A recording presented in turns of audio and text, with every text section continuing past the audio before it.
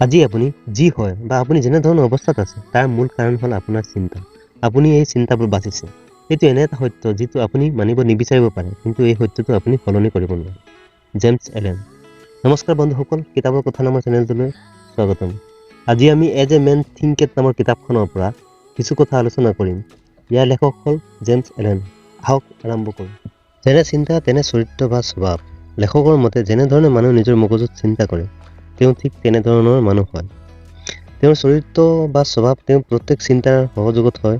তেওঁৰ জীৱন তেওঁৰ সকলো বিচাৰৰ সহযোগত বনে। সেইবাবে যদি আপুনি নিজৰ জীৱনটো বদলাব বিচাৰে, তেনেহ'লে সকলোতকৈ আগত আপুনি নিজৰ বিচাৰ বা চিন্তাক বদলাব লাগিব। ইয়াক সহজভাৱে বুজিবলৈ আমি খেতিৰ উদাহৰণ ল'ব পাৰোঁ। আমি জানো যে বীজৰ পৰা গছ জন্ম হয় আৰু বীজ নোহোৱাকৈ গছ গজিব নোৱাৰে। এনেদৰে বিচাৰ বা চিন্তাবোৰো মানসিক বীজ হয়, যাৰ অবিহনে সক্ৰিয়তাৰ গছপুলি জন্ম হ'ব নোৱাৰে, কৰ্মৰ ফুল নালাগে আৰু সুখ দুখৰ ফল নালাগে। এইটো এটা চিৰন্তন সত্য। লাগিলে আমি ভাবি চিন্তিয়ে কাম কৰোঁ বা নিচিন্তাকে লগে লগে প্ৰতিক্ৰিয়া কৰোঁ, কৰ্মৰ বিচাৰৰ ফুল হয়। যেতিয়ালৈকে বীজ নহয় তেতিয়ালৈকে ফুল হ'ব নোৱাৰে। সেইবাবে বিচাৰ প্ৰথমে আহে, কাম ইয়াৰ পাছত হয়। সাধাৰণ ভাষাত ক'বলৈ হ'লে আপোনাৰ মনলৈ কিবা এটা বিচাৰ আহিল, তাৰ পাছত আপুনি সেই বিচাৰ অনুসৰি কাম কৰে। এনেদৰে আমি দেখোঁ যে মানুহে নিজৰ মগজুৰ চিন্তা বা বিচাৰৰ বীজ লগায়। সেই অনুসৰি মিঠা বা তিতা ফল পায়। ফল কেনেধৰণৰ হয় এই কথা নিৰ্ভৰ কৰে আপুনি কেনেধৰণৰ বীজ লগাইছিল। যদি আপুনি কেৰেলাৰ বীজ লগায়, তেনেহ'লে আপুনি আমৰ আশা কৰি লাভ নাই। লেখকৰ মতে যিসকল মানুহৰ চৰিত্ৰ উত্তম আছিল, তেওঁলোকৰ চৰিত্ৰ উত্তম কোনো ভাগ্যৰ বলত বা অকস্মাত হোৱা নাছিল। সিহঁত সেইবাবে মহান বা উত্তম আছিল কাৰণ তেওঁলোকে সদায় সঠিক চিন্তা কৰাৰ চেষ্টা কৰিছিল। ভাল চিন্তা সদায় নিজৰ মগজুত ৰাখিছিল।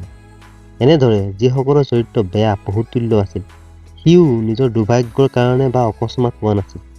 সিহঁতেও বেয়া আৰু বহুতুল্য চিন্তাক বহু সময় নিজৰ মগজুত একেৰাহে চিন্তা কৰি থকাৰ কাৰণে হয়। আপোনাৰ যেনে বিচাৰ হ'ব, তেনে আপোনাৰ চৰিত্ৰ হ'ব, আৰু যেনে আপোনাৰ চৰিত্ৰ হ'ব, তেনে আপোনাৰ পৰিস্থিতি হয়। মানে যদি আপুনি নিজৰ পৰিস্থিতিত সন্তুষ্ট, তেন্তে আপোনাৰ বিচাৰ সলনি কৰাৰ দৰকাৰ নাই। কিন্তু যদি আপুনি নিজৰ পৰিস্থিতিত সুখী নহয়, তেন্তে ইয়াৰ অৰ্থ এইটো যে আপুনি নিজৰ বিচাৰ বদলি কৰাৰ প্ৰয়োজন।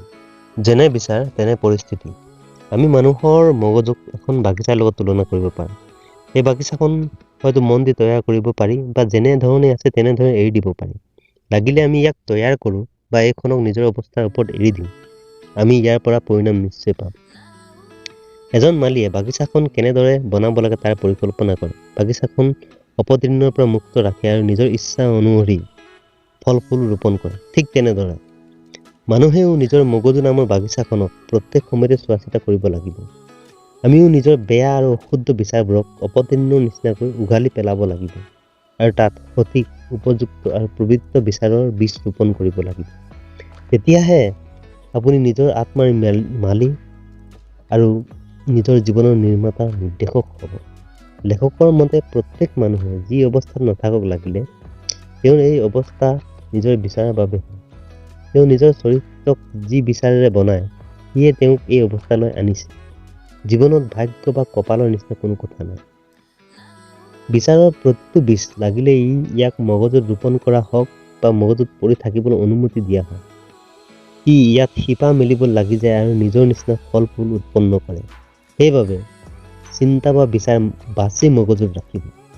কাৰণ মানুহে এইবোৰ বস্তু আকৰ্ষণ কৰিব নোৱাৰে যিবোৰ বস্তু তেওঁ আশা কৰে। মানুহে এইবোৰ বস্তুৱে আকৰ্ষণ কৰে যেনেধৰণে তেওঁ ভিতৰৰ পৰা হয়। জেমছ এলেনৰ মতে বিকাশশীল প্ৰাণী হোৱাৰ বাবে প্ৰত্যেক মানুহে নিজৰ বৰ্তমান অৱস্থাৰ পৰা নিজৰ বিকাশ কৰিব পাৰে। যেতিয়া মানুহে কোনো পৰিস্থিতিৰ পৰা পৰিস্থিতিয়ে কি শিকাব বিচাৰিছে এই কথাটো শিকি লয়, তেতিয়া সেই পৰিস্থিতিটো তেওঁৰ পৰা আঁতৰি যায় আৰু তাৰ স্থান নতুন পৰিস্থিতিয়ে লয়। সেইবাবে আপুনি যদি নকাৰাত্মক পৰিস্থিতিক নিজৰ পৰা দূৰত পঠিয়াব বিচাৰে, তেন্তে পৰিস্থিতিটোৱে কি শিকাব বিচাৰিছে চাওক আৰু সেই কথাটো শিকি লওক। মানুহে নিজৰ পৰিস্থিতি ভাল কৰাৰ চেষ্টা কৰি থাকে, কিন্তু নিজক ভাল কৰাৰ চেষ্টা নকৰে। এজন মানুহ যি নিজৰ পৰিস্থিতিত বহু দুখী, তেওঁ নিজৰ পৰিস্থিতি আৰু অৱস্থাক উন্নত কৰিব বিচাৰে, কিন্তু আনফালে তেওঁ নিজৰ কামত ফাঁকি মাৰে, নিজৰ বছক ঠগে। তেওঁ এই কথা মানে যে তেওঁক কম দৰমহা দিছে, তাৰ বাবেহে তেওঁ কামত ফাঁকি মাৰিছে। এনে মানুহে ধন সম্পত্তি লাভ কৰাৰ নিয়মটোৰ প্ৰাথমিক কথাটোৱে বুজি নাপায়। তেওঁ এলাহ, ঠগ, প্ৰবঞ্চনাৰ নিচিনা বেয়া বিচাৰবোৰ বাৰে বাৰে কৰি একেৰাহে তাৰ অনুসৰি কাম কৰি আৰু বেছি দুখ নিজৰ জীৱনত আকৰ্ষণ কৰে। তেওঁ এই কথা বুজি নাপায় যে তেওঁ যদি নিজৰ জীৱনত ইতিবাচক বস্তু বিচাৰে তেন্তে সেই কাম নেতিবাচক বিচাৰ মনত ৰাখি কৰিব নোৱাৰিব। সেইবাবে আমি এই সূত্ৰটো মনত ৰখা প্ৰয়োজন যে আমাৰ জীৱনত যদি আমি উন্নতি বিচাৰোঁ তেন্তে বেয়া বিচাৰ নকৰিব, আৰু যদি কেনেবাকৈ বেয়া বিচাৰ মগজুত আহে তেন্তে সেই বিচাৰটোক বেছি সময় নিজৰ মগজুত থকাৰ অনুমতি নিদিব। এটা ধনী মানুহ যি লোভৰ বাবে এটা ডাঙৰ বেমাৰত ভুগি আছে। তেওঁ এই বেমাৰৰ পৰা বাচিবলৈ বহুত টকা দিবলৈ সাজু, কিন্তু তেওঁ লোভ এৰিব নিবিচাৰে। তেওঁৰ জিভাই সদায় তেল মছলাযুক্ত খাদ্যৰ সোৱাদ বিচাৰে আৰু লগতে তেওঁ সুস্বাস্থ্য হৈ থাকিব বিচাৰে। এনে মানুহ সুস্বাস্থ্য হৈ থকাৰ একেবাৰে উপযুক্ত নহয়, কাৰণ তেওঁ এতিয়াও সুস্বাস্থ্য হোৱাৰ প্ৰাথমিক নিয়মটো বুজি পোৱা নাই। আকৌ ইয়াত এজন মজদুৰৰ মালিক আছে যি চতুৰালি ব্যৱহাৰ কৰি মজদুৰসকলক চৰকাৰে নিয়ম বান্ধি দিয়া দৰমহাতকৈ কম দৰমহা দিয়ে। তেওঁ ভাবে এনে কৰিলে তেওঁ বেছি লাভৱান হ'ব। এনে মানুহ ধন সম্পত্তি পোৱাৰ উপযুক্ত নহয়, আৰু যেতিয়া তেওঁ দেউলীয়া হয় প্ৰতিষ্ঠা আৰু ধন সম্পত্তি, তেতিয়া তেওঁ পৰিস্থিতিত দুখ দিয়ে। কিন্তু তেওঁ এই কথা নাজানে যে তেওঁ নিজে এই পৰিস্থিতিৰ লেখক হয়। সেইবাবে লেখকে ইয়াত কৈছে, আমি এই বস্তুবোৰ আকৰ্ষণ কৰিব নোৱাৰোঁ যিবোৰ আমি আশা কৰোঁ, আমি এই বস্তুটোৱে আকৰ্ষণ কৰোঁ যি আমি ভিতৰৰ পৰা। জেমছ এলেনে ইয়াত কিছুমান নেতিবাচক চিন্তাৰ ফলত কি পৰিস্থিতি উৎপন্ন হয় ইয়াত লিখিছে। নেগেটিভ থট, নেতিবাচক চিন্তা।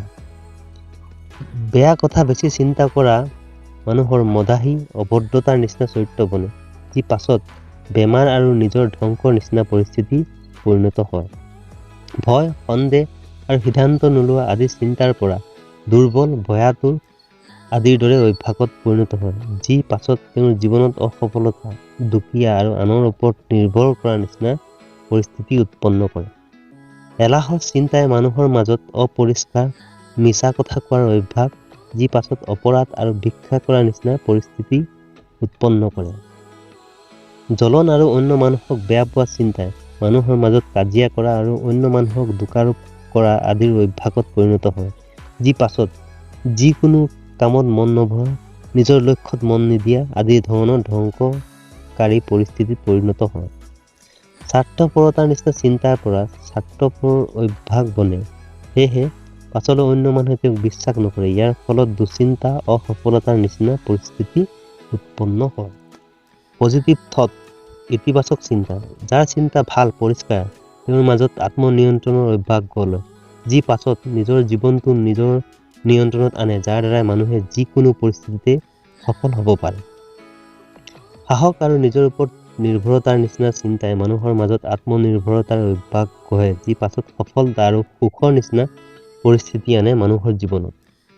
কষ্ট কৰাৰ নিচিনা চিন্তাই মানুহৰ মাজত কৰ্ম কৰাৰ অভ্যাস গঢ়ে, যি পাছত মানুহৰ জীৱনত সফলতা আৰু আনন্দৰ নিচিনা পৰিস্থিতি আনে।